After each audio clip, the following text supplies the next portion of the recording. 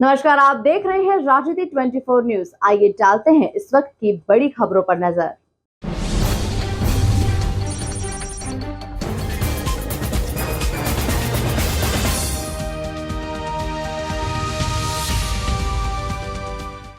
भाजपा नेत्री और पूर्व लोकसभा सभापति सुमित्रा महाजन ने नेताओं के बेटों को टिकट देने के सवाल पर कहा कि जो काबिल है उसे टिकट जरूर मिलना चाहिए, चाहे वो नेता पुत्र ही क्यों ना हो। काबिलियत रखने और सीट जीतने वालों को टिकट मिलना चाहिए।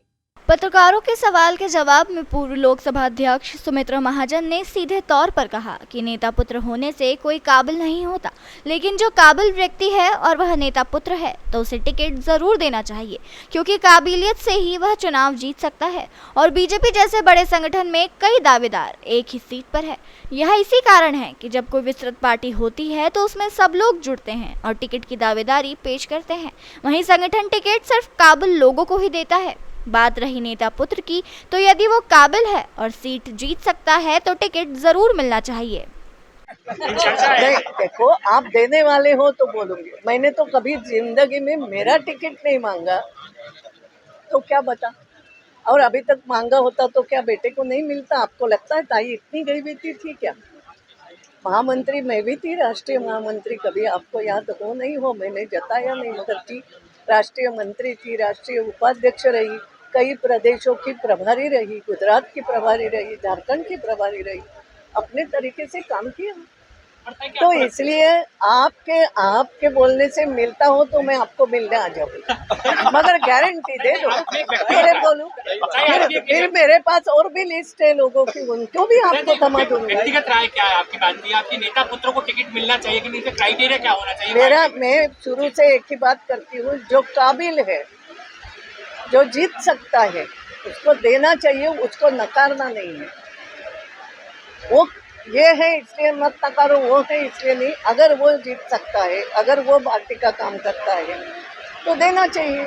इसके नेता पुत्र करके नकारो मत, मगर नेता पुत्र करके कुछ नहीं होते हुए देव भी मत। दोनों बातें मेरी छापो कि नेता का पुत्र है, कोई बहुत ज्यादा नहीं है, दे दिया क्योंकि मेरा पुत्र है, ऐसा भी नहीं। लेकिन मेरा पुत्र है, काबिल है, तो देवोगे नहीं, ऐसा भी नहीं। ये दोनों मेरी बोलने के तरीके टिकट की मारामारी है। 2018 से ज्यादा आप दावेदार और ज्यादा नजर आ रहे हैं। मशक्कत है पार्टी के सामने, किसे दे किसे मनाए, बड़ी दिक्कत है। देखो, एक नंबर विधानसभा में बहुत सारे दावेदार भी नजर आ रहे हैं। क्या होता है, जब बढ़ता जाता है ना कारवा, तो ये दिक्कत आना।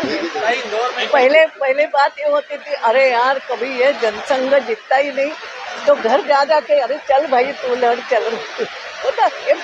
ये मनुष्य का स्वभाव है। मगर जो संगठन चलाता है, इसीलिए वो उसको पहली दृष्टि से देखना है कि किसको क्या करना है, किसको क्या करना है। और जैसे माँ समझती है ना, ये 2 लड्डू पचा सकता है तो उस बेटे को 2 लड्डू खाने देती है। उसको लगता ही नहीं ये बेटा नहीं, उसको तो अभी थोड़ी गुड़ और रोटी ही पचने दो।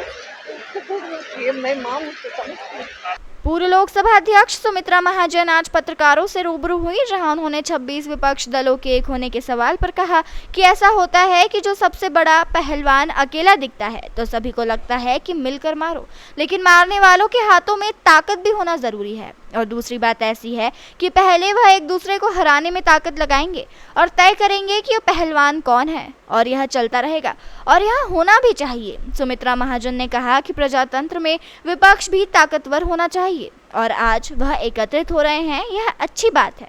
लेकिन मैं चाहूंगी और भगवान से प्रार्थना करूंगी कि आज एकत्रित तो हो रहे हैं केवल मोदी को हराने के लिए, और मैं यह चाहती हूं कि सभी दल ऐसे ही एकत्रित रहो और एक विचार से चलो अपने देश को ऊंचा उठाने के लिए, तब हम मानेंगे विपक्ष ताकतवर है। कुल मिलाकर सुमित्रा महाजन ने देश के प्रधानमंत्री नरेंद्र मोदी को ताकतवर पहलवान की संज्ञा दी। अच्छा, देखो ऐसा होता है ना कि जो सबसे बड़ा पहलवान अकेला दिखता है तो सब लगता है मिल करके मारो, मगर मारने वालों के भी हाथ में ताकत तो होना चाहिए।